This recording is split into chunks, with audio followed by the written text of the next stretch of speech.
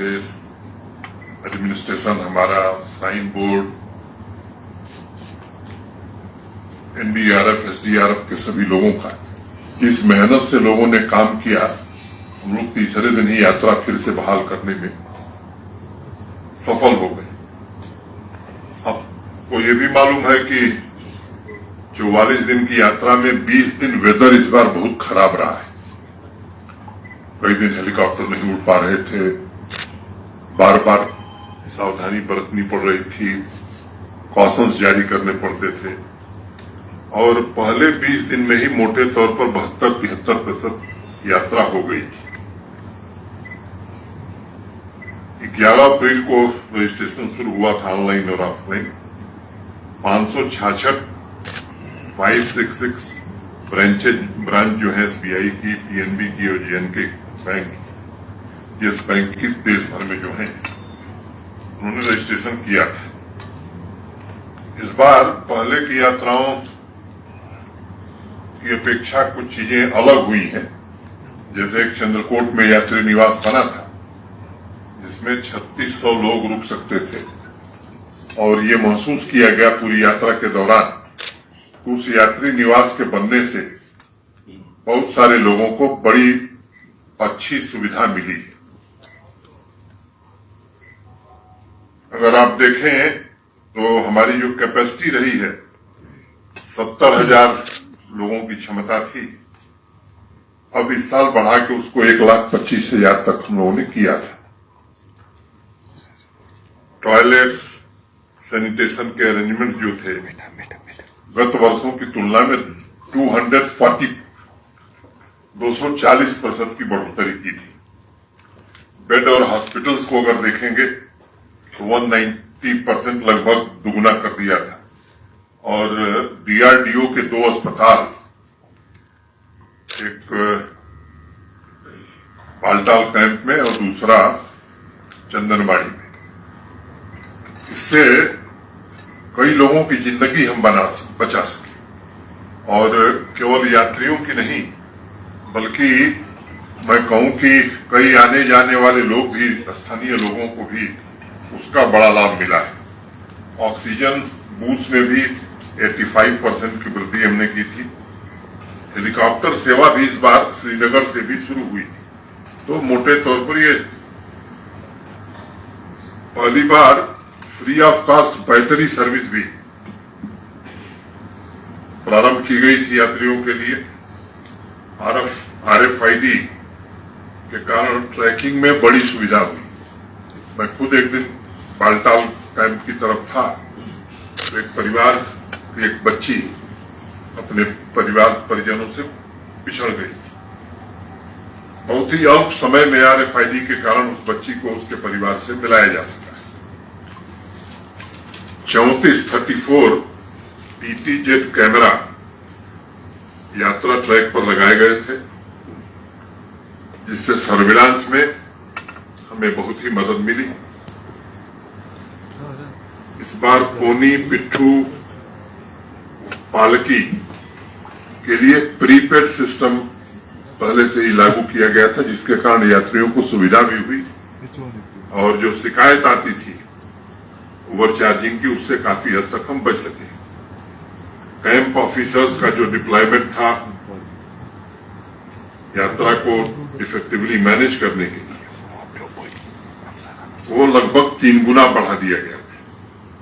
Daily basis पर CO, Shri Amarnath shrine board divisional commissioners, हमारे police के दोनों ADG, DC, SSP, camp officer और डिफरेंट स्टेक होल्डर्स ये रेगुलर बात करते थे प्रतिदिन, और जरूरत पड़ने पर चीफ सेक्रेटरी साहब भी हर 2 दिन पर, जरूरत पड़ने पर मैंने भी कई बार इंटरेक्शन किया।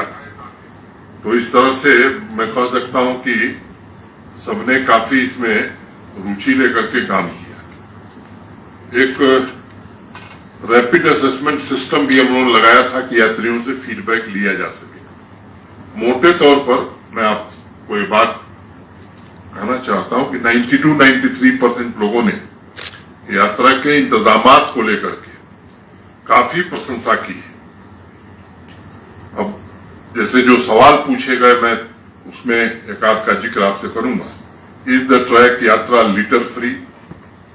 बाल्टाल एक्सिस पर 95.12% लोगों ने कहा यस। पहलगांव एक्सिस पर 94% लोगों ने कहा कि यस।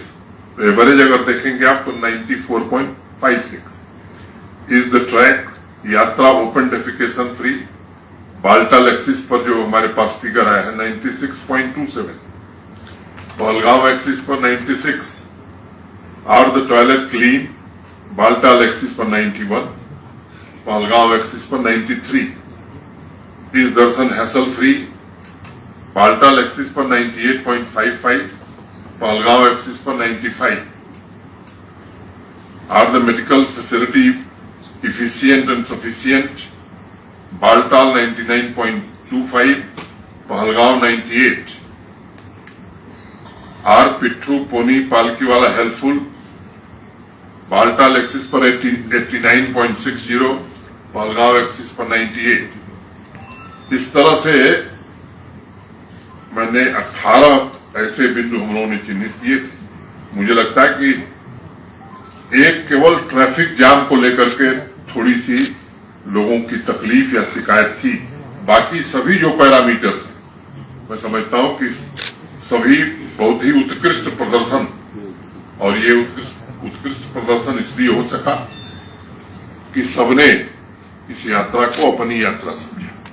और मैं आभार व्यक्त करना चाहूंगा श्राइन बोर्ड का भी, जम्मू कश्मीर प्रशासन के अधिकारियों का, जम्मू कश्मीर पुलिस का, आर्मी, सिक्योरिटी फोर्सेस, सबका, और सबसे ज्यादा यहाँ के स्थानीय निवासियों का। और वो तो मैंने देखा है अपनी आंखों से 8 को जब प्राकृतिक हादसा हुआ, जिस तरह से स्थानीय लोगों ने बढ़ चढ़ करके लोगों की मदद की, इमदाद पहुंचाई, वो काबिले तारीफ।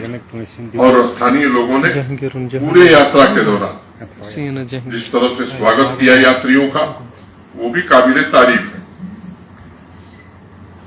आरओ वाटर प्यूरिफायर 200% इंक्रीज हुई थी।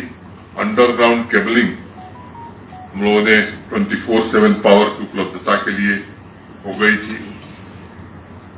आप सब जानते हैं यहाँ स्मार्ट सिटी के अंतर्गत integrated command and control centre Srinagar में स्थापित हुआ है। IIT जम्मू के कुछ बच्चे आए थे और वो खुद वॉलंटियरली यहाँ यात्रियों की सेवा में लगे थे। 2 सीनियर IAS ऑफिसरों को प्रशासन ने दोनों एक्सिस पर इंचार्ज के तौर पर लगाया था। Shrine board, civil administration, army, ITBP, CAPF, JK police, NDRF, SDRF, ये जब 8 तारीख को घटना हुई, जब फ्लैश फ्लड डिजास्टर आया, इतना क्विक रिस्पांस था कि मुझे लगता है कि उसके कारण बहुत सारे लोगों को इवैक्यूएट करने और बहुत सारी जिंदगी बचाने में हम लोगों को काफी सहायता मिली। फुल प्रूफ सिक्योरिटी सिस्टम के लिए भी मैं अपने सारे सिक्योरिटी फोर्सेस को हृदय से धन्यवाद कर देना चाहता हूं।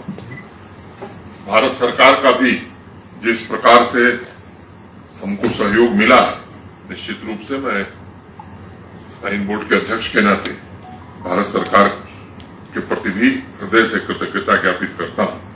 और मीडिया के साथियों का भी जिस तरह का सहयोग रहा है पूरी यात्रा के दौरान, उसकी भी मैं प्रशंसा करता हूं।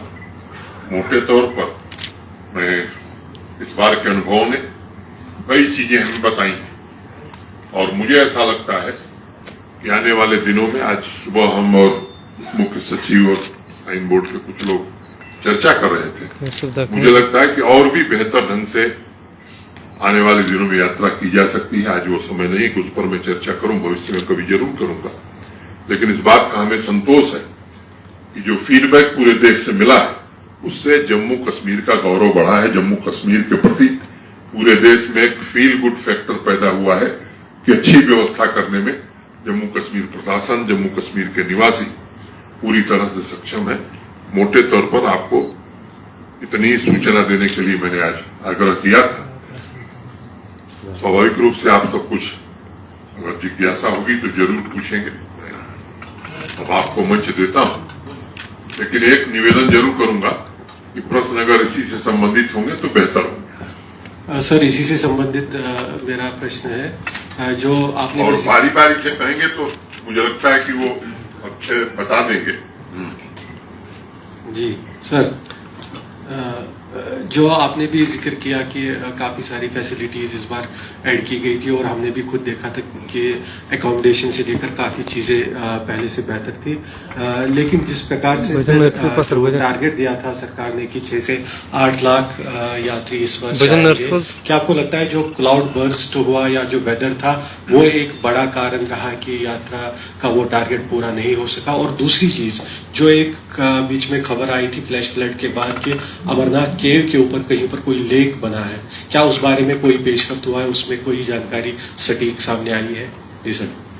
दो बात मैं आपसे कहना चाहता हूँ। एक तो यात्रा का कोई टारगेट हमने फिक्स नहीं किया था और मुझे लगता है किसी यात्रा का टारगेट कोई फिक्स भी नहीं कर सकता। अनुमान एक लगाया गया था कि 2 वर्ष यात्रा नहीं हुई है, तो हो सकता है कि देश भर के श्रद्धालु बड़ी संख्या में आए और इसलिए उस संख्या को दृष्टि में रखते हुए व्यवस्थाएं उसी हिसाब से की गई। ये सच है, जैसा मैंने पहले ही बताया कि 8 जुलाई को जो घटना हुई फ्लैश फ्लड की, उसके कारण हो सकता है स्वाभाविक रूप से कुछ लोगों के मन में इसको लेकर के संदेह पैदा हुआ होगा।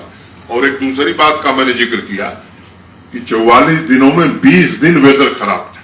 मैं चर्चा कर रहा था जिन लोगों ने पहले यात्रा देखी थी, तो कई लोगों ने मुझे बताया साहब पिछले 5-6 वर्षों में हमें याद नहीं है कि इतने लंबे समय तक तेज बारिश या मौसम खराब होना 20 दिन तक, ऐसा कभी उन लोगों को ध्यान में नहीं है। तो मुझे लगता है कि अगर 20 दिन मौसम खराब न होता तो शायद संख्या और बढ़ सकती थी। और स्वाभाविक रूप से उस बात को मैं स्वीकार करता हूं कि उस प्राकृतिक आपदा का जरूर असर इस यात्रा पर रहा। दूसरी बात मुझे आपसे ये कहनी है कि ये ज्ञानी लोग बहुत हैं देश में, और मैं भी जिस चीज से वास्ता नहीं रखता हूं उस पर भी ज्ञान दे सकता हूं। तो यहाँ विद्वान लोग हैं, हर चीज पर राय देते हैं, तो मुझे लगता है उस पर प्रतिक्रिया देने की जरूरत नहीं है।